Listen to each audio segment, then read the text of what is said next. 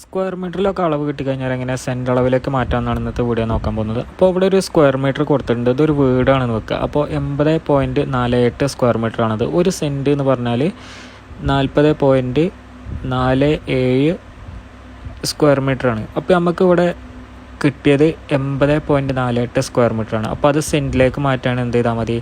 80.48 divided by 40.47 ചെയ്താൽ നമുക്ക് എത്ര സെൻറ്റാണെന്ന് നമുക്ക് ആൻസർ കിട്ടും. നമുക്കൊന്ന് ചെയ്ത് നോക്കാം. 80.48 ഡിവൈഡഡ് ബൈ 40.47.